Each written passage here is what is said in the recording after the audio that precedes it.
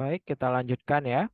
Jadi, jawabannya itu jelas A untuk kelancaran pembangunan nasional ya. Karena bagaimanapun investasi, bagaimanapun kerjasama, itu tidak hanya dialokasikan untuk daerah tertentu, tapi untuk pembangunan nasional atau pembangunan daerah. Kalau meningkatkan kemajuan di berbagai kehidupan, buktinya kita ada bidang-bidang kehidupan yang belum bekerja sama dengan negara Eropa ya. Banyak sekali bidang-bidang keilmuan yang bidang-bidang kehidupan yang belum bekerja sama dengan beberapa negara. Nah, terfokus pada teknologi selalu ya, seperti itu. Sementara kayak di bidang kayak kita tuh tidak ada kerjasama di bidang luar angkasa ya dengan negara-negara lain, karena di daerah kita tuh masih tabu ya tentang luar angkasa. Itu ada di bidang-bidang lain mungkin yang banyak, jadi nggak mungkin meningkatkan kemajuan di berbagai bidang kehidupan. Karena ada bidang-bidang tertentu yang tidak akan atau belum dilaksanakan kerjasamanya. Seperti itu.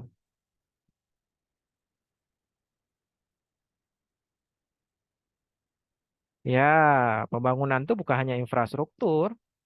Bagi yang pernah dapat beasiswa, itu pembangunan nasional.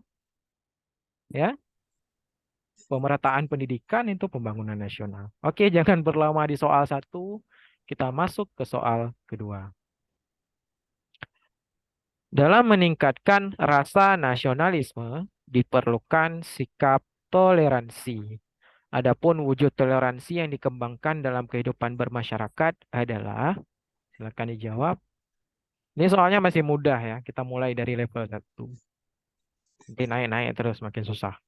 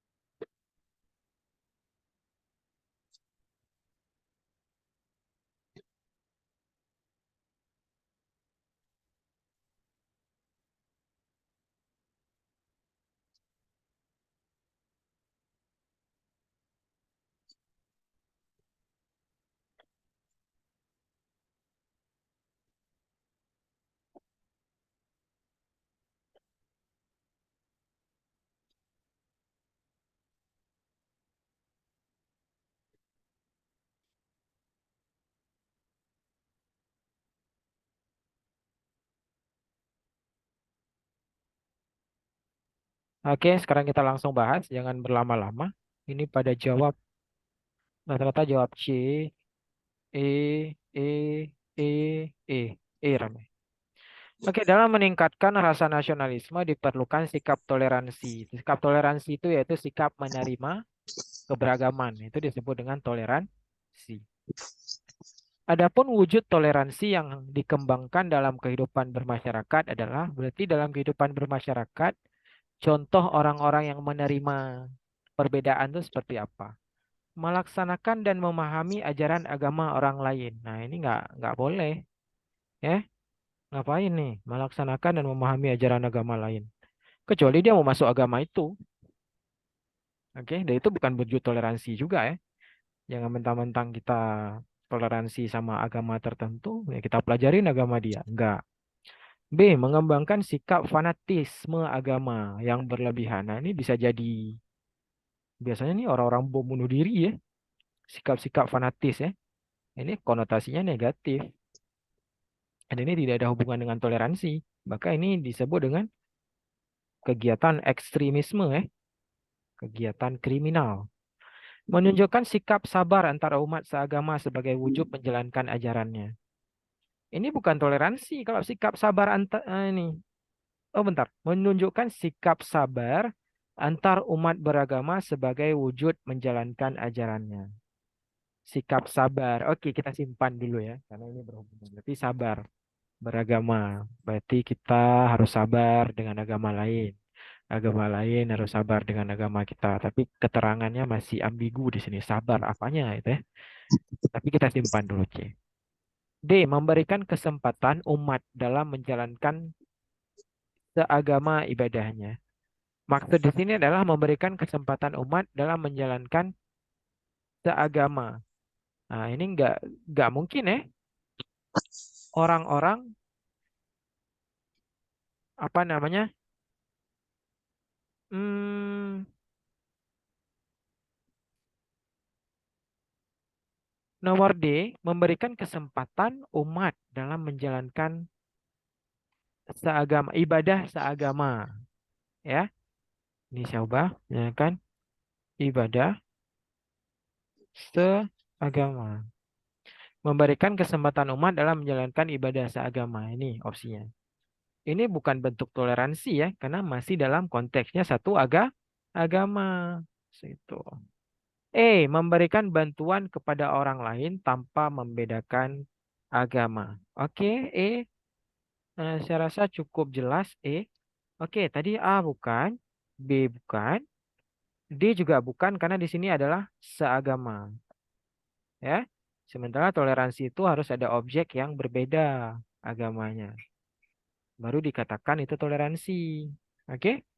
Nah, C dan E kita lihat menunjukkan sikap sabar antar umat, ya. Antar umat. Oh iya, ini seagama. Tadi ada yang bilang C. Jelas ya, berarti bukan juga konotasi C sama seperti D karena seagama. Tadi ada yang bilang. Makasih ya sudah dibilang di komen ya.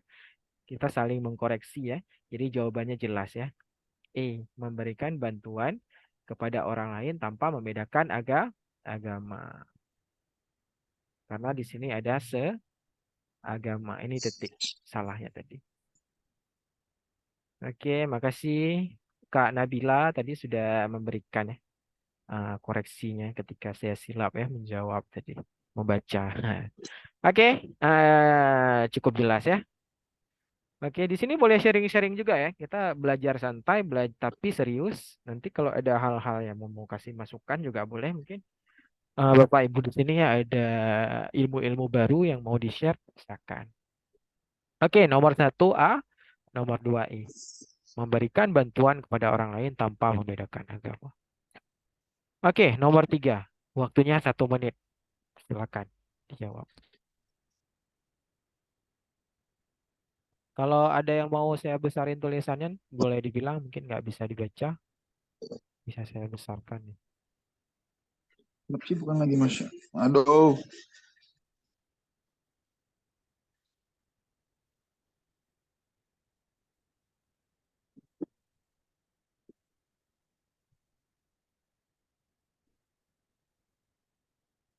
Nomor 3.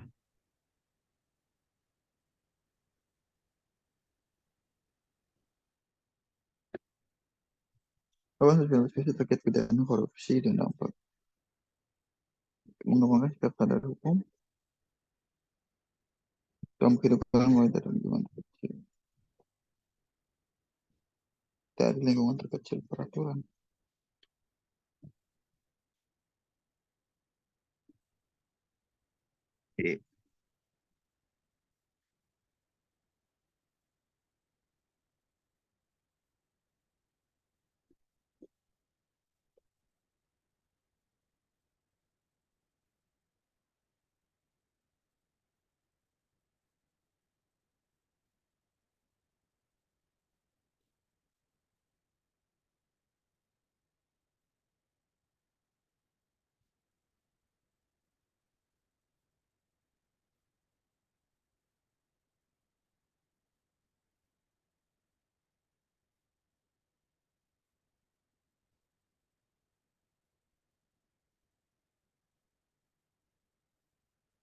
Opsi D itu peraturan. Peraturannya itu yaitu menyadarkan apa namanya sikap sadar hukum. Jadi di sini dijelaskan mengembangkan sikap sadar hukum dalam kehidupan mulai dari lingkungan terkecil, yaitu menyadarkan tentang peraturan. Nah, disadarkan bahwa Ada peraturan-peraturan yang harus disadarkan mulai dari lingkungan terkecil. Mulai disadarkannya tuh dengan peraturan. Ya, peraturan kan banyak. Itu bukan typo.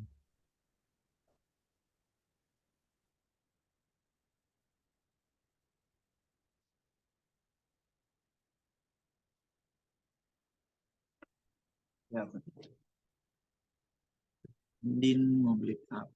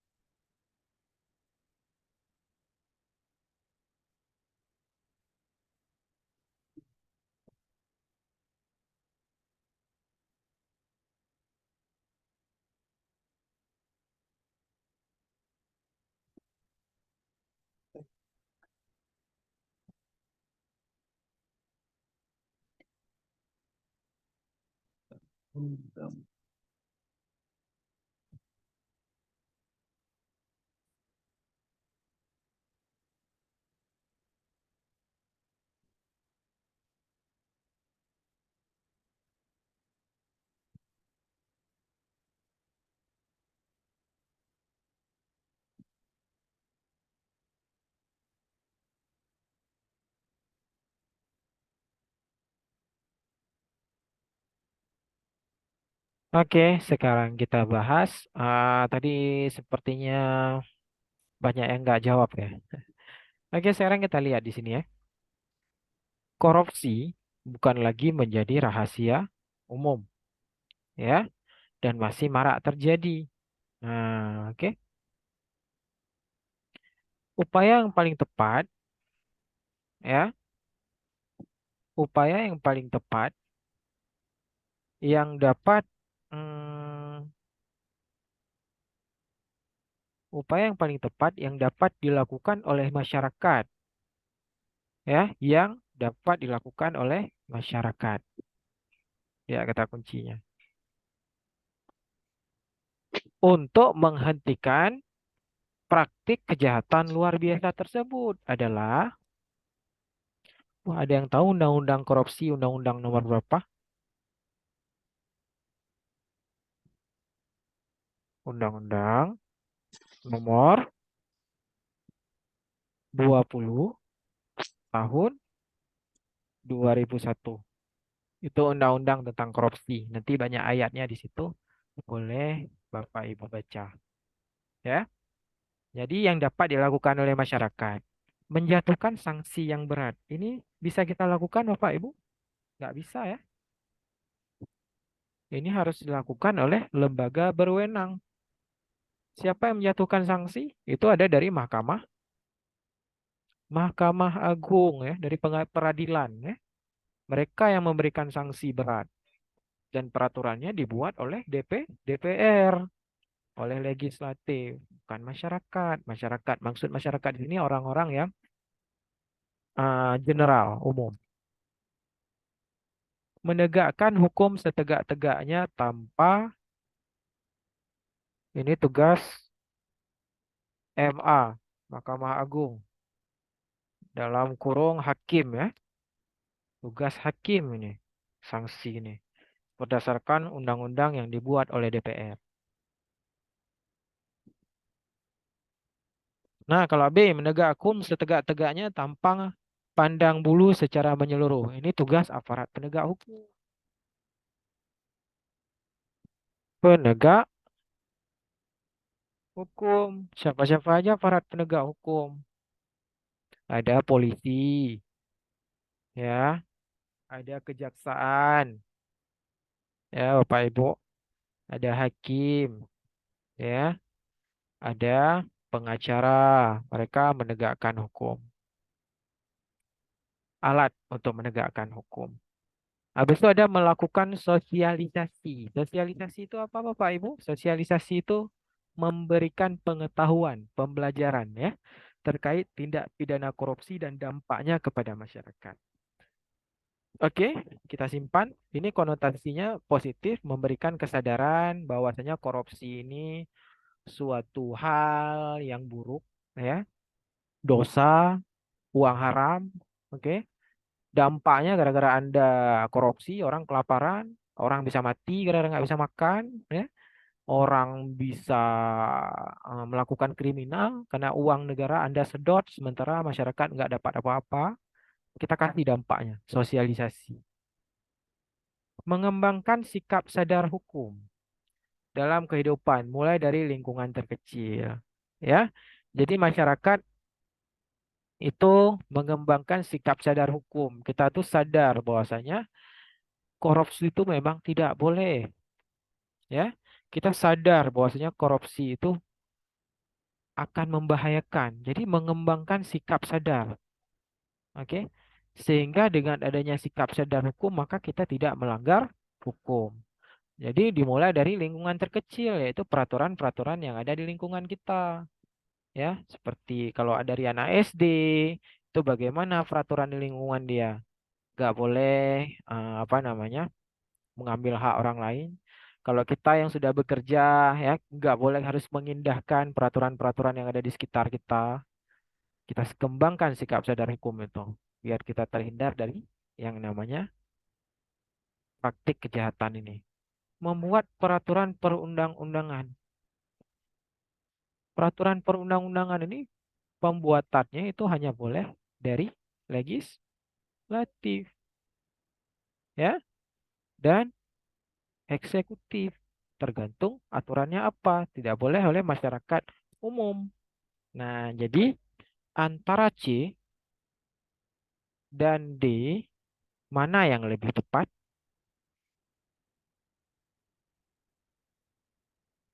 Melakukan sosialisasi terkait tindak pidana korupsi dan dampaknya ke masyarakat, atau kita di sini mengembangkan sikap sadar hukum dalam kehidupan mulai dari lingkungan terkecil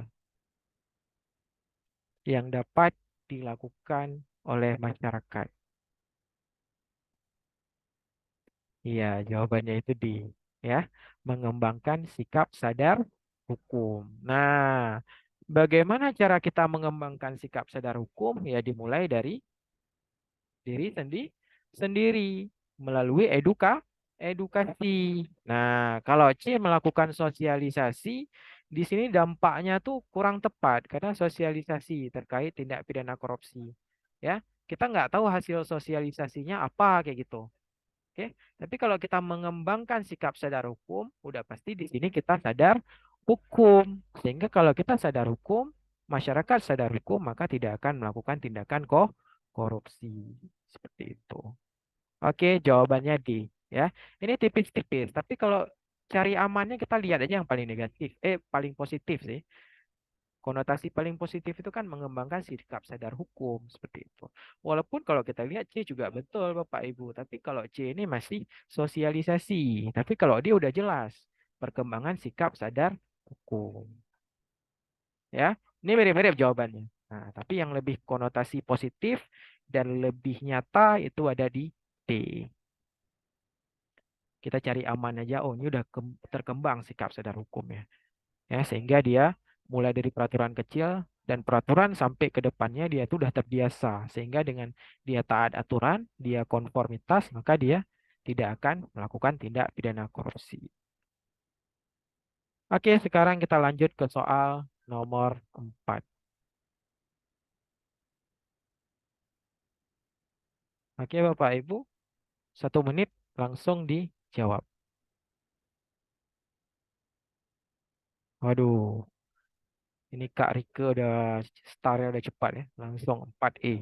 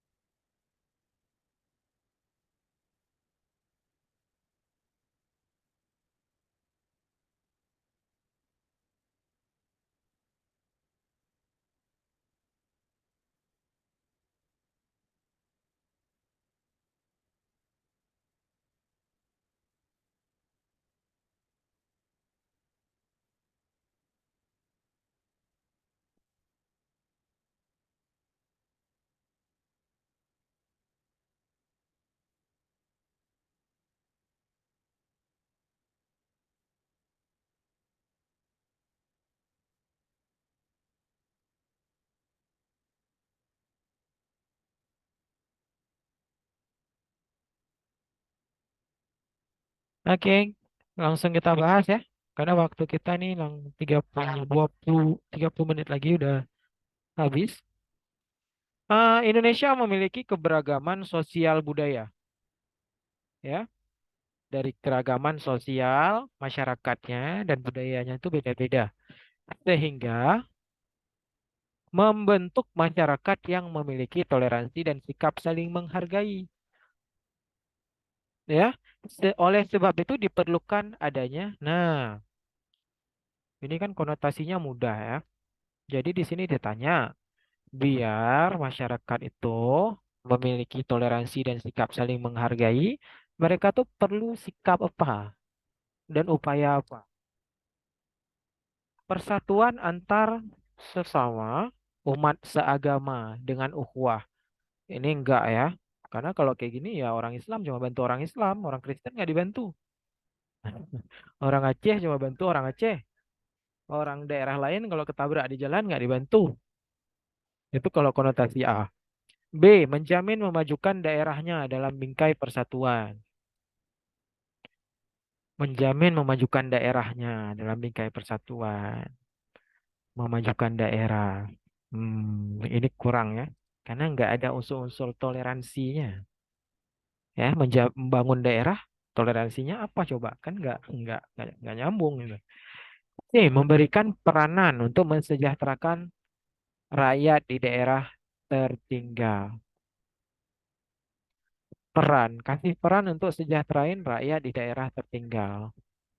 Memang dengan kita mensejahterakan orang-orang di desa, kita tuh toleransi, kurang konotasinya, ya.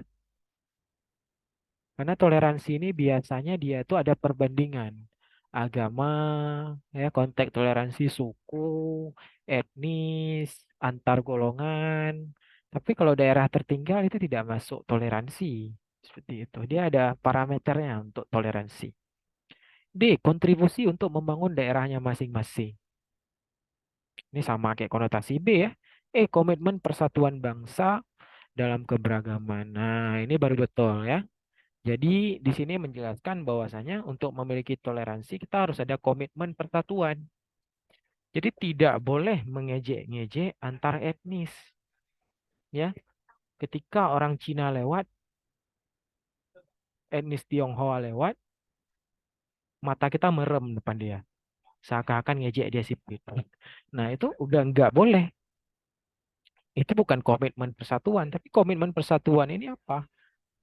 Ketika orang-orang melihat berbagai perbedaan, dia tuh tidak merendahkan dan tidak mengejek, tidak mencederai, dan tidak melecehkan, tapi bahkan berbaur dengan apa yang ada. Jadi bagaimana Bapak Ibu nanti misalkan insya Allah menjadi seorang CPNS ya, lulus. Nah, ketika mendapati orang-orang yang berbeda dari agama, dari suku, bola matanya, badan, rasnya, ya itu Bapak Ibu tidak boleh melakukan hal-hal yang bisa membuat hati mereka itu merasa ternodai ya.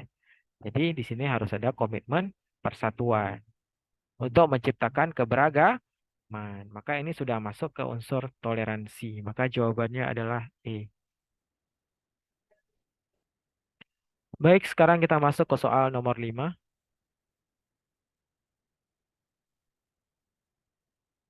Waktunya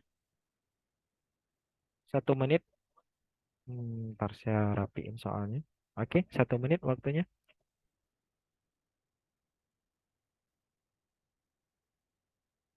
Enggak 1 menit, 15 detik. Yang udah tahu langsung jawab.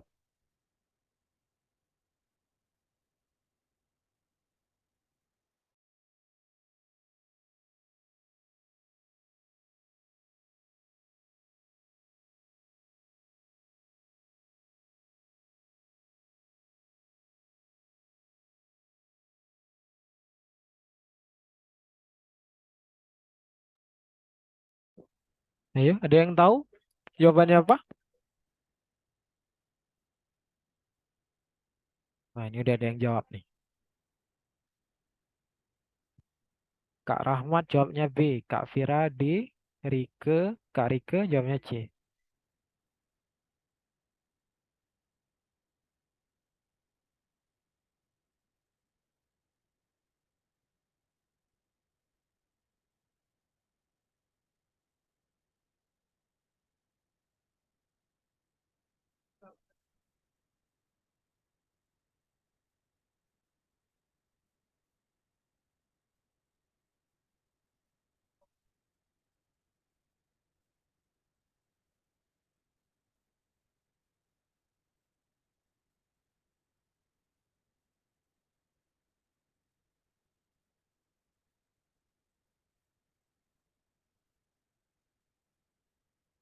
Oke, langsung kita jawab ya.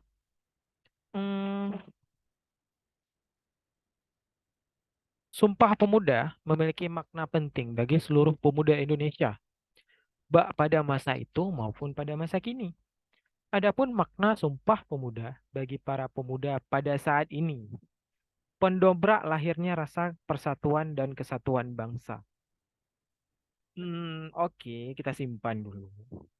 Berhubungan mana? Tapi kita mencari kakak-kakak dan abang-abang sekalian, bapak ibu sekalian, kita boleh melihat bahwasanya di soal penalaran seolah-olah semua jawaban benar, ya.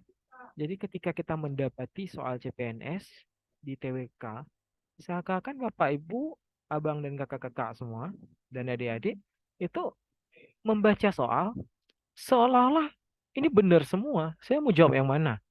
Makanya dibutuhkan penalaran, dibutuhkan critical thinking, dibutuhkan analisa kosakata per kalimat untuk mengetahui apakah jawabannya itu yang paling tepat atau tidak.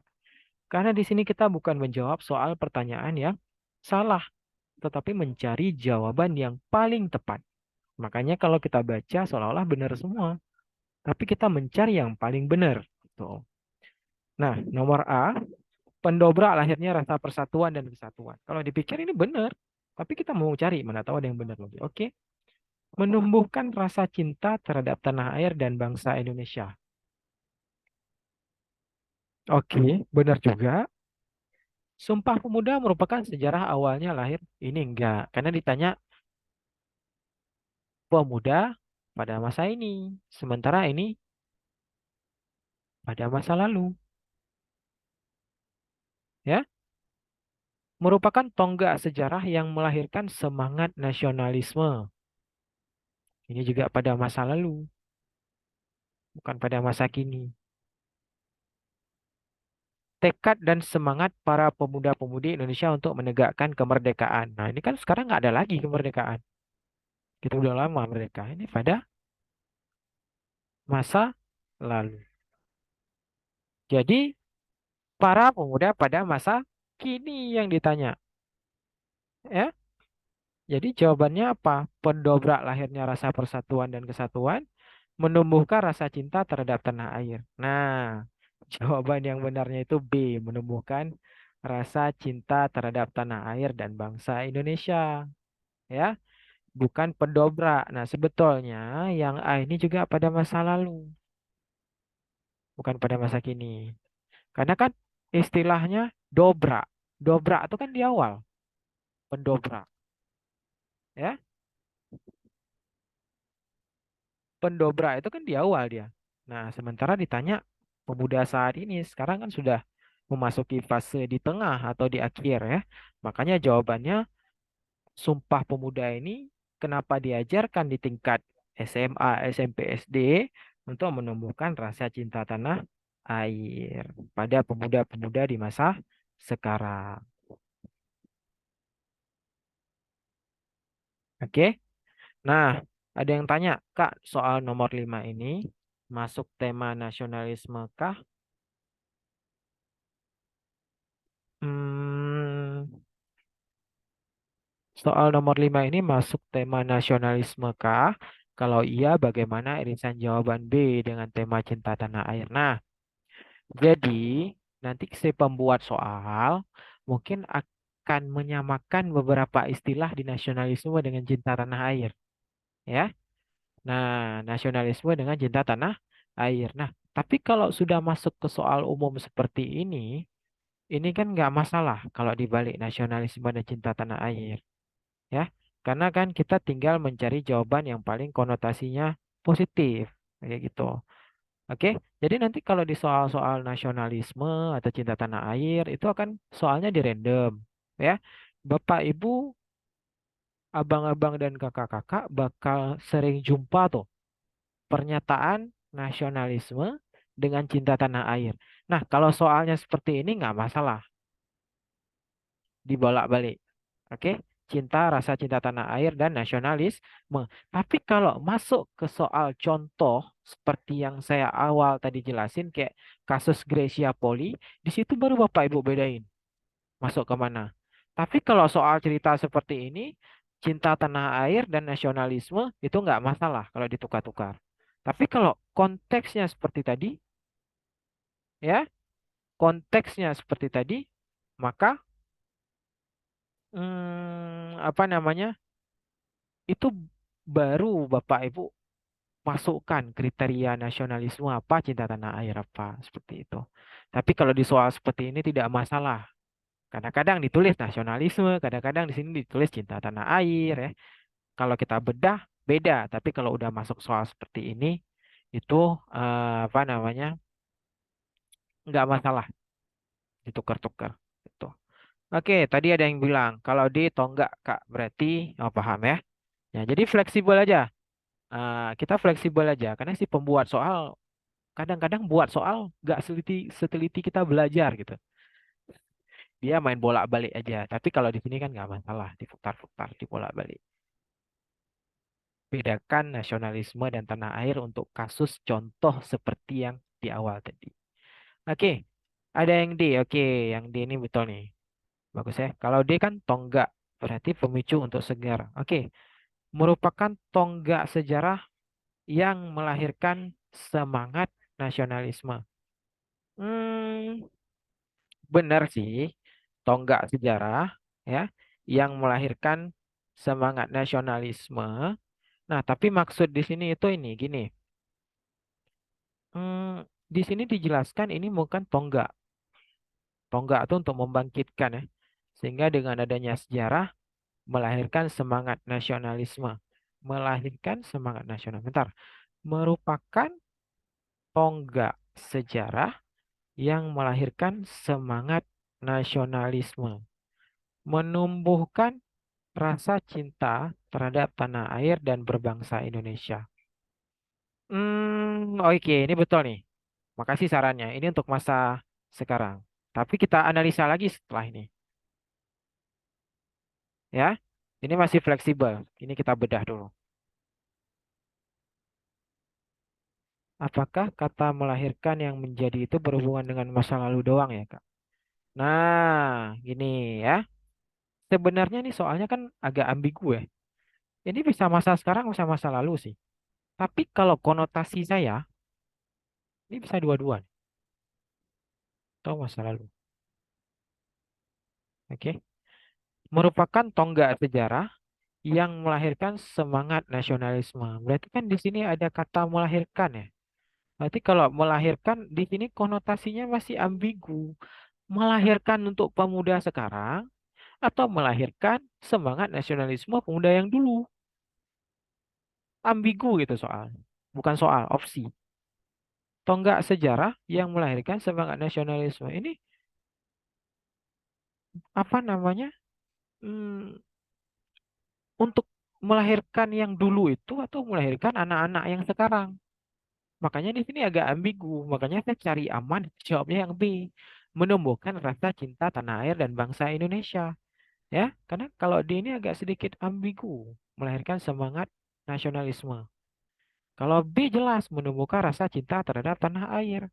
Ya, dengan apa? Dengan adanya Sumpah Pemuda yang ini menjadi kurikulum dan pembelajaran di setiap pembelajaran di sekolah.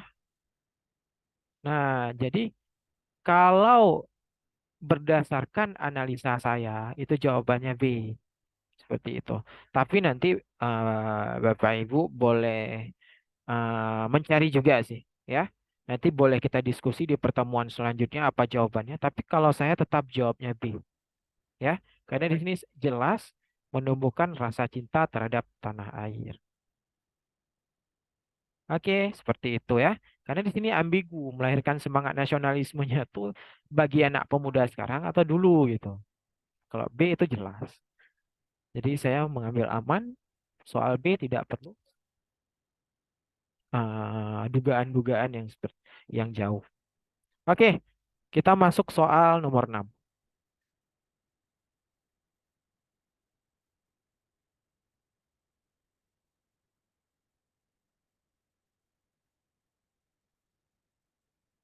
Nomor 6, langsung saya bahas saja ya, karena waktu kita singkat nih.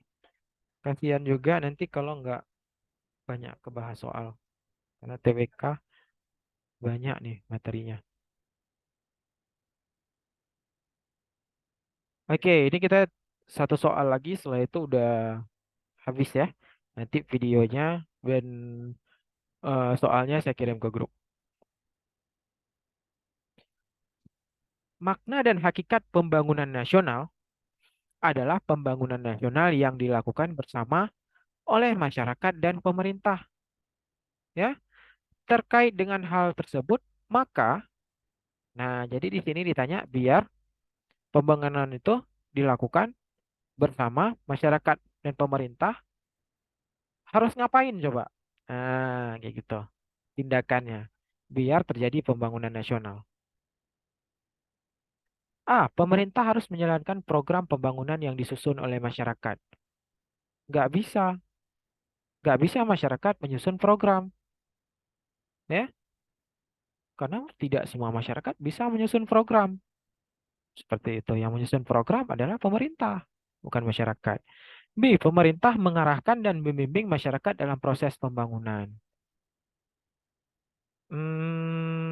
Oke. Konotasinya kita simpan dulu. Pemerintah sebagai pelaku utama dalam pembangunan nasional untuk menjamin kehidupan masyarakat. Pemerintah sebagai pelaku utama dalam pembangunan nasional untuk menjamin kehidupan masyarakat. Di sini dibilang pelaku utama, ya. Sementara masyarakat pelaku sampingan. Oke. Tapi di sini agak konotasi bahasanya agak ribet ya. Masyarakat menjadi objek pembangunan yang sesuai dengan Pancasila sebagai paradigma. Oke, masyarakat harus menciptakan suasana yang menunjang kegiatan pembangunan. Nah, jadi jawabannya apa? Biar pembangunan nasional antara masyarakat, ya, makna dan hakikat pembangunan adalah pembangunan. Terkait dengan hal itu, maka harus ngapain? Bukan tadi. B. Pemerintah mengarahkan dan membimbing masyarakat dalam proses pembangunan. Eh, Ini juga bukan, ya. Kenapa bukan? Karena proses membimbing ini mengarahkan akan membuat si masyarakat itu pasti tidak terima dengan pembangunan-pembangunan yang ada. Oke, tapi ini nanti bisa dikoreksi lagi, ya. Waktunya kebetulan tinggal 20 detik lagi. Oke, pemerintah sebagai pelaku utama dalam pembangunan nasional untuk menjamin kehidupan masyarakat.